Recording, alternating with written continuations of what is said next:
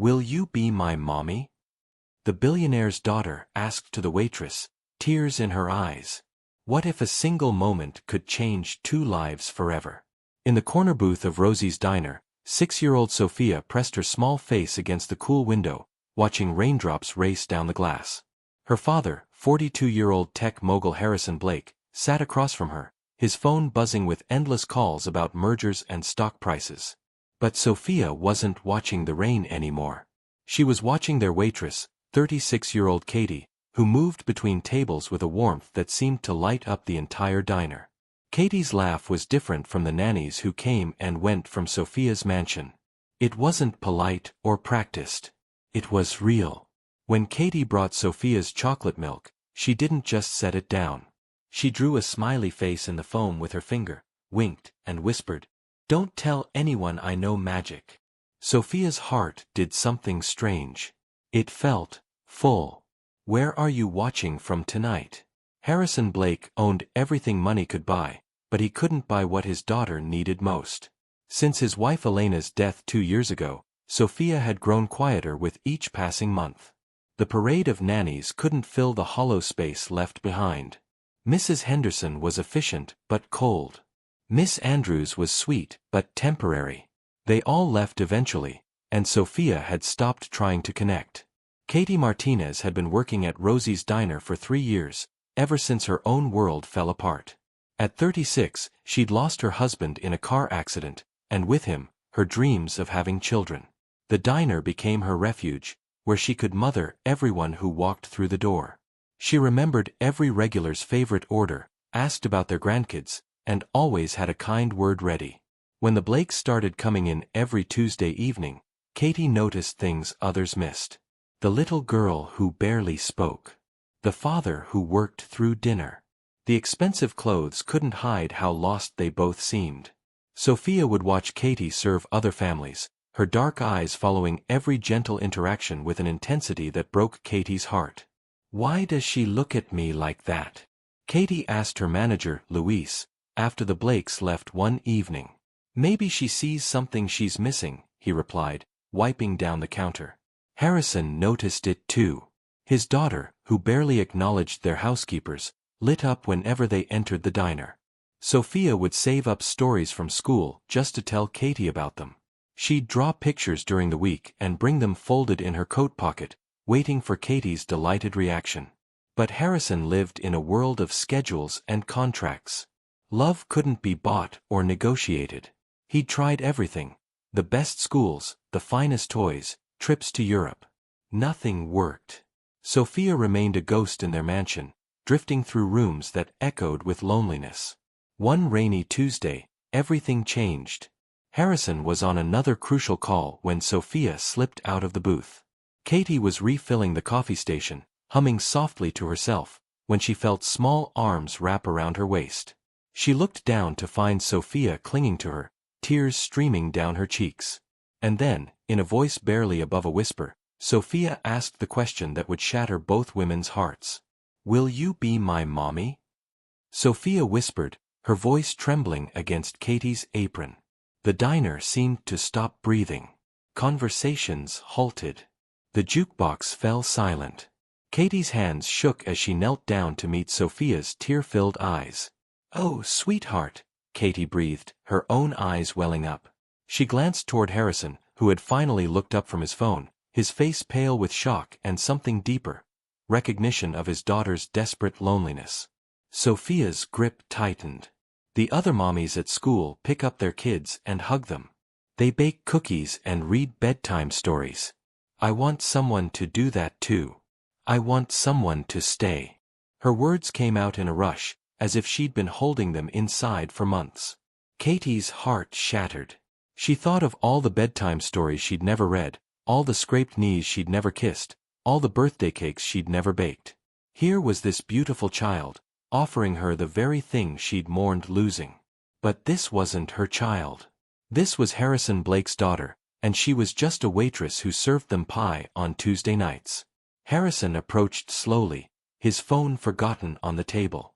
For the first time in years, he really saw his daughter, not as an obligation between meetings, but as a little girl drowning in grief just like him.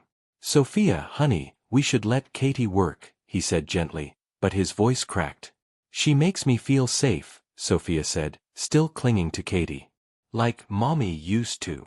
The words hung in the air like a prayer. Katie looked up at Harrison, seeing past the expensive suit to the broken man underneath. She recognized that look, the same one she'd worn for years after her husband's death. The look of someone trying to hold together pieces that no longer fit. If this moment touched your heart, please give the video a thumbs up. Other diners were pretending not to watch, but Katie could feel their sympathetic stares. This child needed more than expensive toys or private tutors. She needed love, consistency, someone who wouldn't leave when things got complicated. But Katie also knew the truth that Sophia couldn't understand. Different worlds didn't just collide and create happy endings. She was a waitress with a high school diploma. He was a billionaire with lawyers and board meetings. What could she possibly offer a child who had everything money could buy? The following week, Sophia didn't come to the diner. Katie found herself watching the door every Tuesday evening, her heart sinking with each passing hour. When Harrison finally appeared alone the next week, she could barely hide her disappointment. "Where's Sophia?" she asked, refilling his coffee cup with trembling hands. Harrison's jaw tightened. "She's with a new nanny. A professional from Switzerland with degrees in child psychology." He paused, stirring his coffee mechanically. "She hasn't spoken since that night. Not one word." Katie sank into the opposite booth seat, forgetting protocol. "What do you mean?" "She's gone completely silent. Won't eat, won't go to school, won't even cry anymore. The doctors say it's a delayed grief reaction triggered by..." He gestured helplessly. "By hope. By thinking she might finally have what she lost." The weight of it hit Katie like a physical blow. She'd opened this child's heart only to disappear from her life. "Harrison, I never meant to hurt her. I know." His voice was raw. "But I can't let her get attached to someone who'll eventually leave. Everyone leaves, Katie. The nannies, the tutors, even Elena." His voice broke. Katie saw it then. The fear underneath his anger. He wasn't protecting Sophia from her. He was protecting both of them from more loss. "What if someone didn't leave?" she whispered. "That's not how the world works," Harrison replied bitterly. "You have your life here. I have board meetings and business trips. Sophia needs stability, not fantasy." But Katie thought about her empty apartment, her routine of work and sleep and grieving. She thought about the pictures Sophia had drawn for her, still tucked in her apron pocket. She thought about how it felt to matter to someone again, to be needed not for efficiency but for love. Have you ever faced something like this? Let us know in the comments. That night, Katie couldn't sleep. She walked through her small apartment, touching the few belongings she'd kept from her marriage. Her husband's coffee mug. Their wedding photo. The baby clothes she'd never had reason to use. She'd been so afraid of loving and losing again that she'd forgotten how to love at all. At 3 a.m., she made a decision that terrified her. She pulled out her phone and typed a message to Harrison. "What if I told you I don't want to leave? What if I told you that little girl has already changed my life more than you know?" The response came immediately. "Then I'd say you're either very brave or very foolish.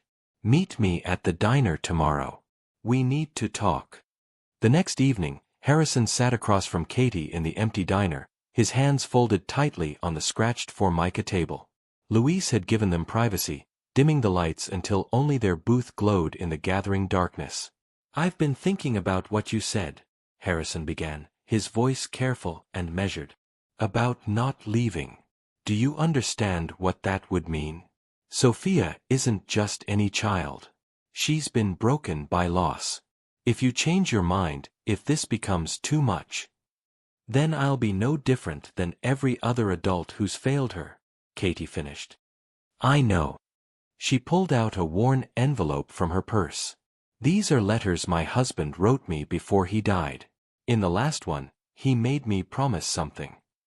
Her hands shook as she opened the final letter. He wrote, "Katie, if God gives you another chance at love, at family, don't let fear make you walk away. I'd rather you love boldly and risk heartbreak than live safely and never love at all." Harrison's expression softened. "What are you saying?" "I'm saying that little girl asked me to be her mommy, and every day since, I've felt like maybe that's exactly what I'm supposed to be." Katie's voice grew stronger. "I'm not asking to replace Elena. I'm asking for the chance to help Sophia heal. To help both of you heal." For a moment, Harrison said nothing. Then, slowly, he pulled out his phone and showed Katie a video. Sophia sat on her bedroom floor, building a tower with blocks. When it fell, she picked up each piece carefully and tried again. "She's been doing this for hours," he whispered. "Over and over. Building something up just to watch it fall down. She's practicing hope," Katie realized. "Learning to try again even when things break." Harrison nodded, tears in his eyes. "The therapist says she's working through trauma. But I think she's waiting to see if adults can rebuild too." If you've been enjoying this story, subscribe to our channel for more heartwarming tales. "There's something else," Harrison said, his voice barely audible. "Sophia drew this yesterday. The first thing she's drawn since that night." He handed Katie a crayon picture. 3 stick figures standing in front of a house. A tall man, a woman with curly hair, and a small girl in the middle, holding both their hands. At the bottom, in careful 6-year-old handwriting, were 3 words, "My new family." 6 months later, Katie stood in the kitchen of Harrison's house, their house now, watching Sophia help mix pancake batter. The little girl who had once been silent now chattered constantly, telling Katie about everything from her art class to the neighborhood cats she'd named after different types of pie. "Katie, look. I didn't spill any." Sophia beamed, holding up the measuring cup with intense concentration. "You're getting so good at this, sweetheart," Katie laughed, kissing the top of Sophia's head. It still amazed her how natural this felt, how completely her life had transformed from those lonely nights in her apartment to these chaotic, joy-filled mornings. Harrison appeared in the doorway, straightening his tie but moving slower than he used to. He'd learned to work from home more, to be present for school pickup, to read bedtime stories without his phone buzzing on the nightstand. "Are you sure you don't want me to stay home today?" he asked Katie, the same question he'd asked every morning for the past month. The adoption papers had been finalized, but he still seemed amazed that Katie chose to stay, chose them, chose this complicated, beautiful life they were building together. "We'll be fine," Katie assured him, the same answer she gave every morning. "Won't we, Sophia?" Sophia nodded vigorously. "We're going to the park, and then we're making cookies for Mrs. Chen next door because her cat is sick, and then we're going to read 3 stories before bedtime, and then Katie's going to do the voice for the dragon again." Harrison smiled, kissing them both goodbye. As he left, Katie caught sight of the photo on the refrigerator, Elena's picture next to their new family portrait. Sophia had insisted on keeping her birth mother's photo there, and Katie understood. Love didn't replace love. It just made room for more. That evening, as they sat on Sophia's bed for storytime, the little girl looked up at Katie with serious eyes. "Do you remember when I asked if you'd be my mommy?" "Every day," Katie replied, smoothing Sophia's hair. "I knew you'd say yes," Sophia confided. "Even when you looked scared." "You know how I knew." "How?" "Because you looked at me the same way Daddy looks at you. Like I was exactly what you were looking for, even if you didn't know it yet." Katie felt her eyes fill with tears, the good kind that came with overwhelming gratitude.